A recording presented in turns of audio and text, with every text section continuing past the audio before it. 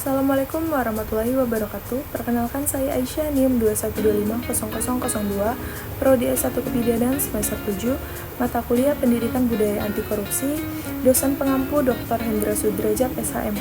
Pada hari Selasa ini, tanggal 29 bulan 10 tahun 2024, saya akan menjelaskan pencegahan dan pemberantasan korupsi menurut teori Konstitusi Nusantara. Teori Konstitusi Nusantara sebagai salah satu teori baru yang ditemukan dari hasil riset pada tahun 2016 di Malang, Provinsi Jawa Timur oleh Dr. Hendra Sudrajat SHMH. Sebagai peraih rekor muri, Doktor Hukum Tata Negara termuda di Indonesia dengan lulus cum laude tahun 2011 dan saat ini menjabat sebagai Direktur Dumantara Research Institute dan Wakil Rektor 1 Universitas Kadar Bangsa. Teori Konstitusi Nusantara merupakan teori yang menjelaskan mengenai konstitusi dan peraturan perundang-undangan yang berlaku di masa lalu, yakni pada masa Kerajaan dan Kesultanan Nusantara, dan berfungsi sebagai nilai dan keteladanan konstitusi dalam kehidupan berbangsa dan bernegara saat ini, termasuk untuk mencegah terjadinya korupsi yang sedang marak di Indonesia. Dalam teori Konstitusi Nusantara, memiliki bahasan yang berhubungan dengan mata kuliah Pendidikan Budaya Anti Korupsi, karena salah satu pembahasannya memiliki hubungan dengan penegakan hukum dan mencegah dalam memberantas korupsi. Adapun komponen dari teori Konstitusi Nusantara atau teori Nusantaralism Constitution State of Culture sebagai berikut. Yang pertama, people habits atau kebiasaan masyarakat. Pada masa kejayaan Nusantara, terdapat kehidupan masyarakat yang memiliki tradisi dan kebiasaan para pemimpin masyarakat di kala itu. Kebiasaan para pemimpin dan tokoh masyarakat sebagai suatu cerminan atau keteladanan dalam bermasyarakat.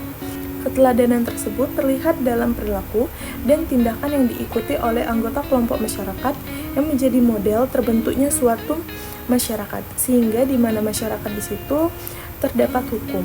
Dalam pencegahan korupsi perlu diawali dengan kebiasaan perilaku dan sikap yang baik, seperti menjadi teladan dalam hidup dan menjadi pelopor anti korupsi di kalangan mahasiswa dan masyarakat.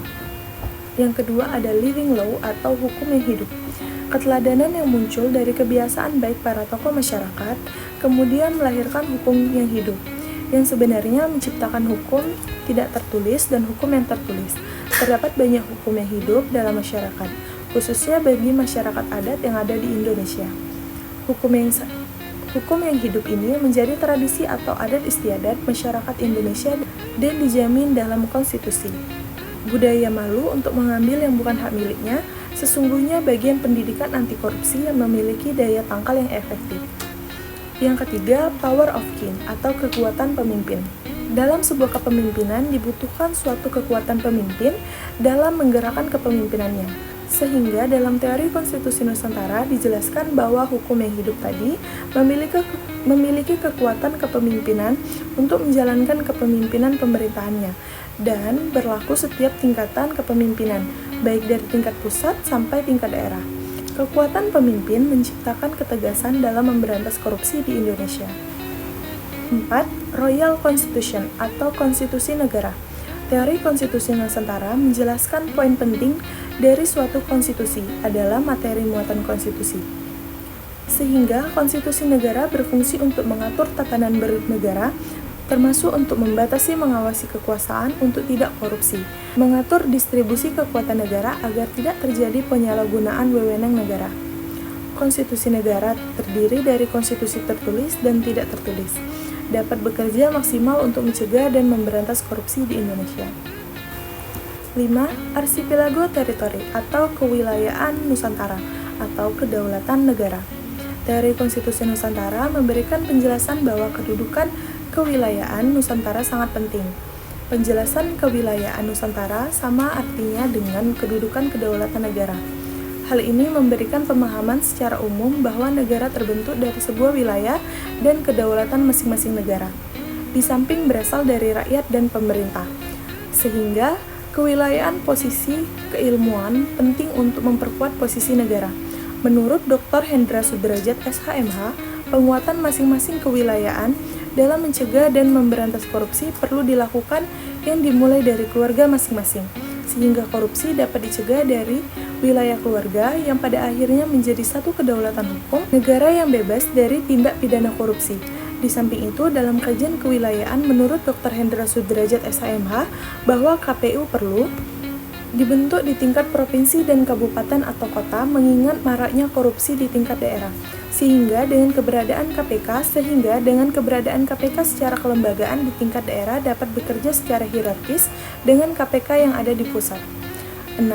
Kingdom struktur atau struktur negara. Kingdom struktur atau struktur negara dalam pembahasan teori konstitusi Nusantara merupakan struktur dan pembagian kekuasaan seperti kekuasaan legislatif, kekuasaan eksekutif, dan kekuasaan yudikatif. Struktur negara ini bekerja untuk memaksimalkan organ-organ dalam menjalankan kekuasaan pemerintah negara. Menurut Dr. Hendra Sudrajat SHMH, negara memiliki suatu komisi negara sebagai cabang kekuasaan negara, seperti Komisi Pemberantasan Korupsi yang berwenang memberantas korupsi di Indonesia. 7. Konsensus legality atau legalitas konsensus. Teori konstitusi Nusantara menjelaskan bahwa konsensus legality atau legalitas konsensus merupakan kesepakatan antara pemimpin dan rakyat dalam suatu negara. Menurut Dr. Hendra Sudrajat SHMH, bahwa konsensus legality dalam teori konstitusi Nusantara pada pemberantasan korupsi adalah terbangunnya kesepakatan bersama berupa penguatan karakter berupa integritas dan komitmen dalam memberantas korupsi, bahwa korupsi adalah musuh bersama dan ancaman serius bagi kehidupan berbangsa dan bernegara di masa mendatang. 8. State regulation atau regulasi negara.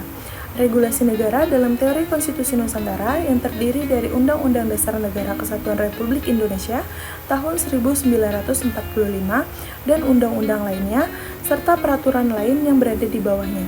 Sehingga sebagai bagian dari kategori state regulation dalam kajian teori konstitusi Nusantara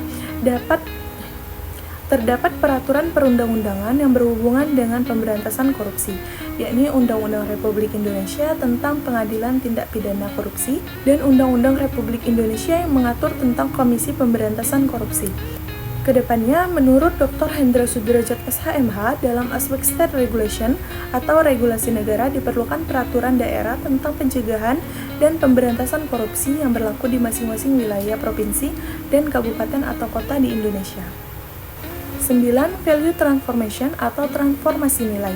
Dr. Hendra Sudrajat SHMH sebagai penemu teori konstitusi Nusantara selalu mengatakan bahwa Indonesia today and tomorrow is the reality of the archipelago in the past, yang artinya bahwa Indonesia hari ini dan esok adalah kenyataan Nusantara di masa lalu. Sehingga komponen terakhir dari konstitusi Nusantara menjelaskan value transformasi atau transformasi nilai konstitusi Nusantara di masa lampau, yang dapat dijadikan sebagai keteladanan dalam pencegahan dan pemberantasan korupsi di Indonesia. Undang-Undang Sibur Cahaya era Kerajaan Palembang yang ditulis oleh Ratu Sinuhun menurut Dr. Hendra Sudrajat SHMH bahwa menyebutkan adanya perlindungan HAM di dalamnya yang secara tidak langsung melindungi hak milik orang lain dari perbuatan korupsi. Demikian penjelasan dan pembahasan teori konstitusi Nusantara sebagai tugas mata kuliah pendidikan budaya anti korupsi. Salam 25 Nusantara menuju Nusantara unggul. Wassalamualaikum warahmatullahi wabarakatuh.